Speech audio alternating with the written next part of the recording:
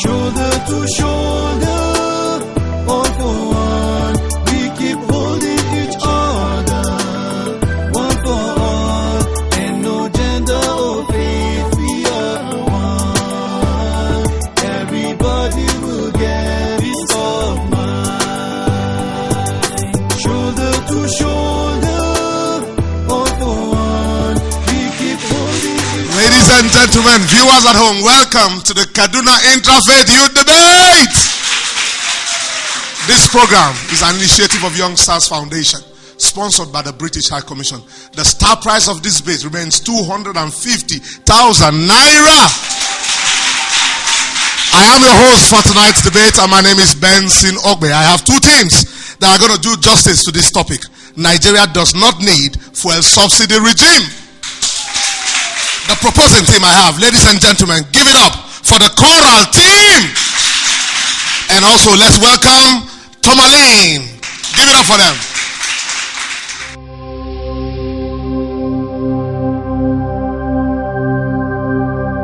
The young people of these nations have made up their mind that peace is possible.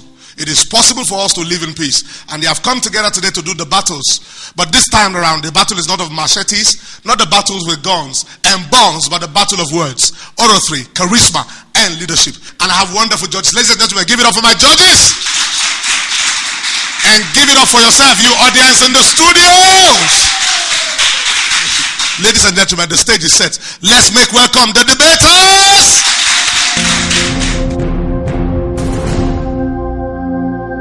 Winston Churchill once said that leadership is too important and too delicate to be left in the hand of the politicians alone. And in a democratic environment, just like we all know, leadership in Nigeria as a case study is too important and too delicate because of our population to be left only in the hand of our politicians to make decisions. Obet Ijeri is my name, defending the choral team, and I'm here to defend the motion which says Nigeria does not need fuel subsidy regime. Since we all know January, this is 10 months now since the fuel subsidy was removed, and we've all known that there have been a series of arguments and counter arguments on the possibility of this regime or this removal becoming a success in Nigeria. And so many stakeholders have come up to tell us that there have been nothing like fuel subsidy in Nigeria. I mean stakeholders in the downstream sector. And I'm going to stand here to oppose this motion in this August gathering to tell you open and unequivocally that Nigeria does not need fuel subsidy removal or fuel subsidy regime. And it will be of great significance if the concept fuel and subsidy is well understood. Fuel, according to Oxford Dictionary of Economics, is any material used to produce energy through combustion. And in our modern world today, the major source of energy or fuel is the PMS, that's the premium motor spirit, or the gas, and also the nuclear reactors used in our industries. And subsidy, on the other hand, is any payment made by governments to individuals or private bodies for public objective, also to make the cost of production very easy for the masses to afford. And I'm going to defend this motion with the following points. First, when the government came up with this removal of fuel subsidy, we meant to understand that there is going to be palliative measures that will make the regime of less harsh to the masses. But up to now, we've not seen the palliative measures they've talked about. Palliative measures like making transport very affordable by making mass transport cheap all over Nigeria. And even in our streets, in our states today, we hardly find any bus that really showcases those palliative measures. They also say they're going to inject millions and billions of naira into the agricultural sector to make food production lesser for our masses. But up to now, we are yet to see those money in our agricultural sector because the cost of food is still going higher and higher and higher in our society. Also, they also encourage us as Nigerians, as youth, to embark on this entrepreneurship by opening small scale and medium enterprises within us. But you know, small scale and medium enterprises cannot really run without light. And now we all know the problem of epileptic power supply in our country, and we are forced to use generators. And you can't go with your gallon to the filling station to go and buy fuel, and you're only forced to go to black market to go and buy. And walking down the street, I and my teammates, on the 1st January 2012, the deregulation that was carried out. I and my teammate saw the choked up of people walking on the streets. Without fear and contradiction, we went straight to them just to know what was going on. Then and behold, the removal of fuel subsidy. Before we delve into the point of contention, my panel of impassive judges, my practical observers and co-debaters, I'm here as a chorale team to speak against the motion that says that Nigeria does not need a fuel subsidy regime. Will you sit down and listen to that talk? What is subsidy, if I should ask? Now, I and my teammate make a thorough research, and to this we come up with a conclusion and a definition that says subsidy is the monetary removal or the grants given out by government to individuals or organizations in order to lower the price and to improve the level of productivity. It's quite unfortunate in 2009, where the Minister of Information, to be specific, Dora Akoli, where she make a quote that Nigerian has spent 47.17 trillion. My audience, panel of impartial judges, she's 47.73 trillion just to refine fuel. Blessed with the natural resources, the gasoline, the crude oil, the fuel. What are we doing with it? We are fellow Nigerians. Subsidy is the only thing we derived. And if we should spend the huge amount of money in doing that, are we really helping our young school leavers? We have used this opportunity to create job to the so-called country that refined our oil. We have all it takes. Prior the era of 1965 to the era of 1989, there was this establishment of 4 refineries in Nigeria. If I should say 4 refineries, to date, 22 years interval. Why can't we use this money for refining of oils just to establish this existing industry? I assure you that if we are going, or if we are saying that Nigeria does not need a fuel subsidy regime, we are now supporting that the existing refineries will be less looked upon.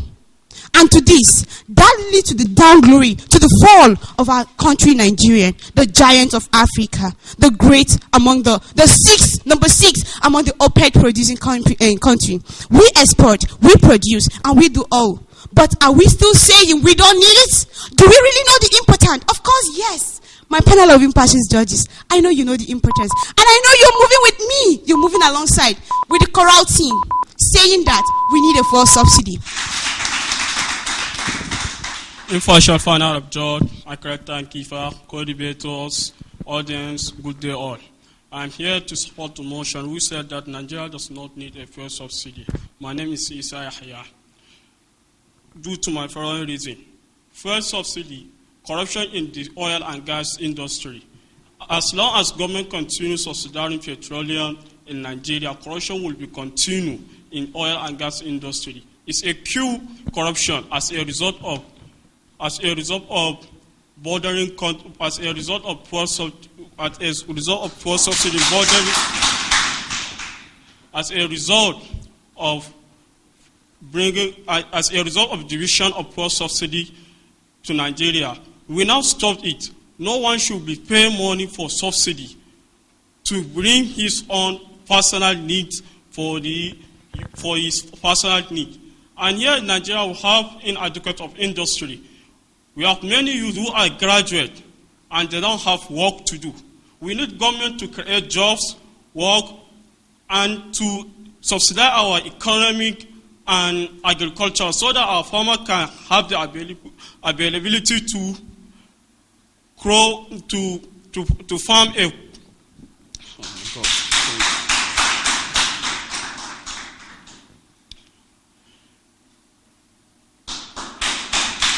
Here in Nigeria, the government spent 3.5 trillion for fuel subsidy. Well, now it's better we use the money for the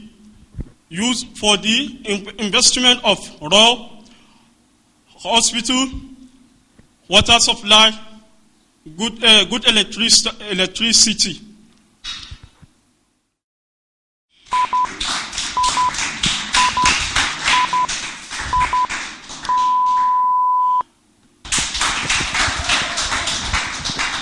I duly observe all the protocols mentioned by my teammate. My names are Isa Idris Ibrahim. Before I go further, I would like to explain and define what actually subsidy means. Subsidy is the money given by the government to the individuals to build up their own production and have less prices. How could you dare imagine to be removed in a country whereby we have already been in use of that thing?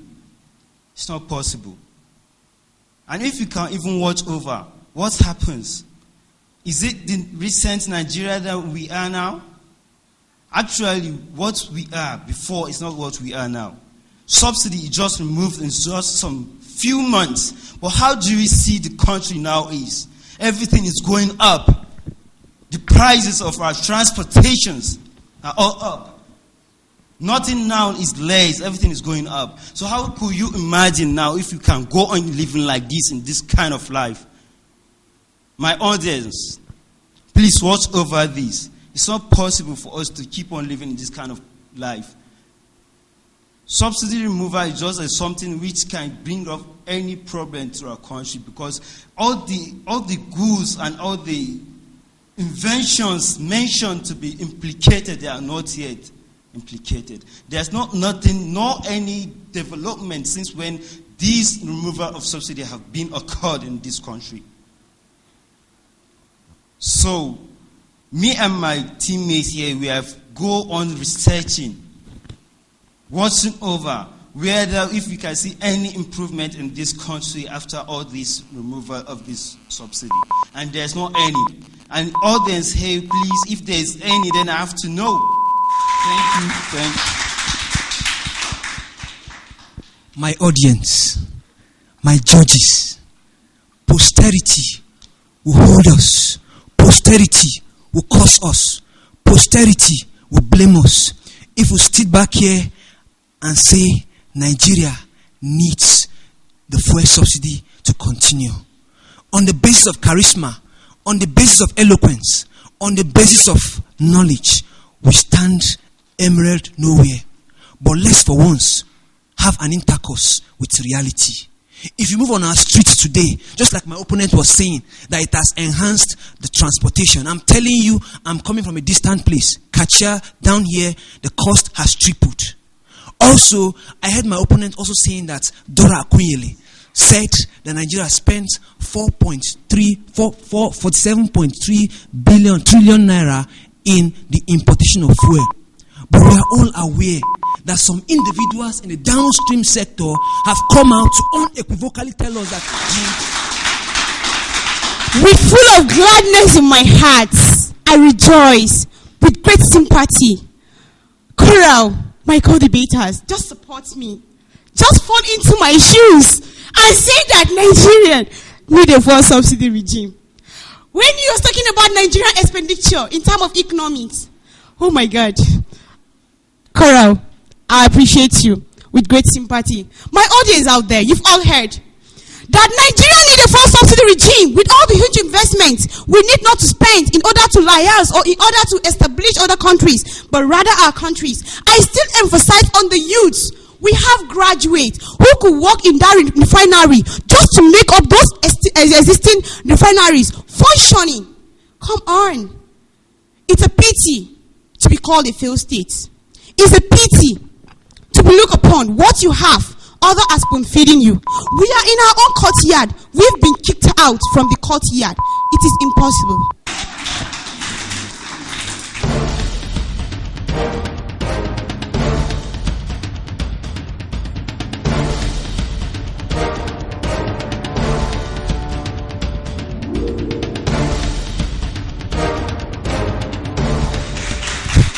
Wow. This has been very, very, very fierce. You will agree with me. These two teams have done wonderful. But right now there must be a team that must be leading. And so as I ask my audience to cast their votes in support of the leading team, I will take my judges' comments. Judges, what are your comments? Well, good delivery so far. But one or two things also still need to be improved upon. you mentioned that Dora Quile, Minister of Information. Dora Quile is a former Minister of Information. And also in the area of, economy, value of variables, you guys have not been able to really tidy up your arguments, how it can benefit Nigeria economically. So if you want to continue in this debate, you need to watch out for this and make all the necessary correction. I think the debaters have not been able to bring out practical examples where subsidy works in a country and where removal of subsidy works. Secondly, the figures you mentioned, 4.7 trillion, I think is overbloated. And I think we don't have that record anywhere in the history of this country where there's such amount of money. And part of the problem, I think, how to end the discussion. Most of you don't know how to end the discussion. And thirdly, the compulsory matters.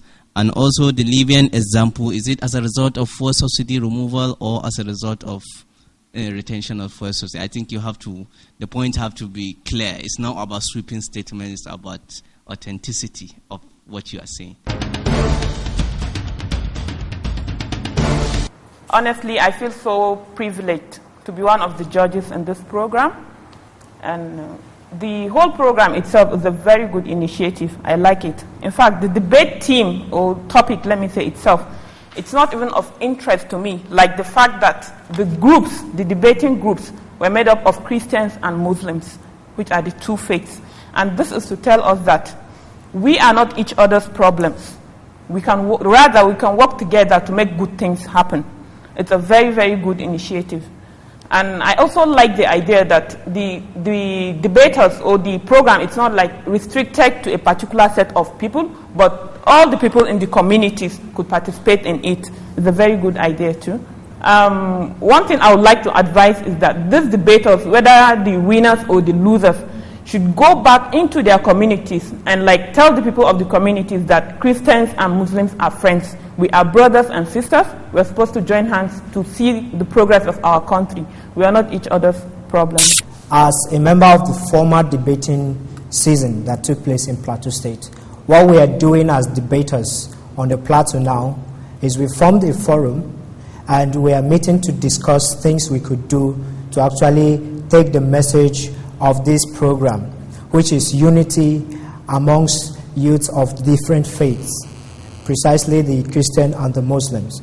Now, some of our plans is to go into establishment and educational institutions from the primary, secondary, and the tertiary levels to initiate and replicate a similar program, a debating culture that brings together these two religions head to head, where they will collaborate and actually bring out the vision of the whole Intrafaith Youth Debate Series.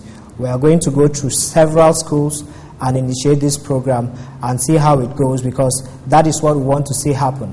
As more and more people get to know that living together and working together is possible, our message is actually being reached. And that is our target, and which is why I want to encourage every young and old viewer out there to support this program, not only in watching and spreading the message, but also reorienting our minds towards our common goal of unity, that we can actually live together and encourage our children and our children's children to live in peace together. Wow, great engagement. This has been intellectually stimulating.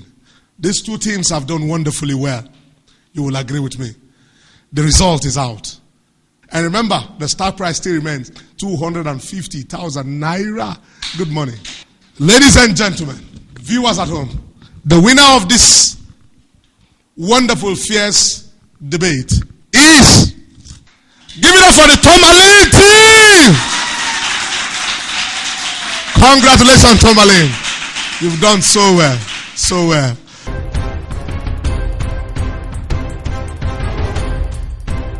Ladies and gentlemen, we have come to the end of a wonderful episode. This debate has been exciting, if you ask me.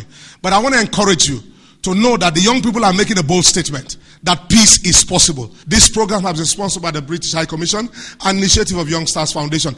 And I want to encourage viewers at home to please cast their votes to the leading team of their choice. And as they do that, the team will eventually emerge. Ladies and gentlemen, good night, Kaduna State!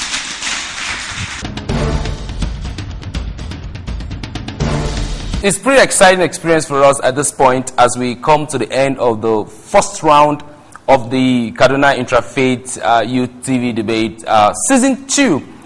You know, it's a journey that started about sometime this time last year when we began considering this whole initiative, and we got the British High Commission involved, and we did the first season in Jos. It was great experience. And then we were back here in Kaduna to do the first of its kind here in Kaduna State. It was a quite interesting experience. First of all, we had to run the radio adverts. We had to get banners, flyers out in the community for young people to apply. And most of them had to send a text message that says, ready to debate. And then when we got in those text messages, we had to do some kind of screening, do an audition where we had different young people from different parts of Kaduna, as far as Zonkwa, you know, is this Zango Katav and all of those kind of communities came in to be part of this. And at the end of the audition, we had 32 young people, 16 Christian youths and 16 Muslim youths, forming 16 teams to debate head to head, and then so that the final team will emerge. You know, the whole concept of this project is simple, that Christians and Muslims have always and can coexist peacefully to promote the concept of tolerance, respect for our diversity. You know, I've always said when I want to enter a taxi, I don't usually stop to ask the driver if he's a Muslim or a Christian.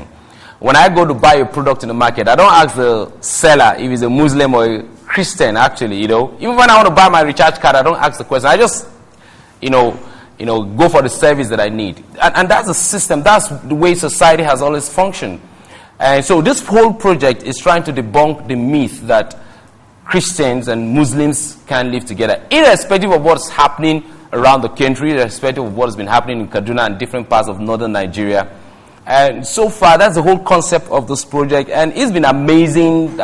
We've had like 4 episodes now in Kaduna State.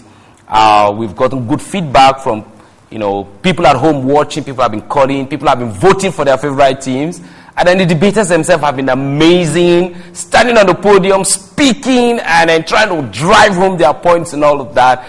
And at this point, 8 teams will need to move to the next stage, and 8 teams would need to give the rest solidarity. We are hoping that at the end of all of this, the whole participants will form some kind of forum where they want to keep talking and interacting. So I want to ask you to stay with us as we continue this process every midweek, Wednesday, 8:30. You just come back to this channel again. You can check us up on Facebook page, you know, get on the website, Youngsters Foundation website, where you can follow this program. You can watch it over and over again and then join the conversation. We believe that peaceful coexistence is possible in our nation, including Kaduna. Shoulder to shoulder, all for one, we keep holding each other. One for all, and no gender or faith, we are one. Everybody.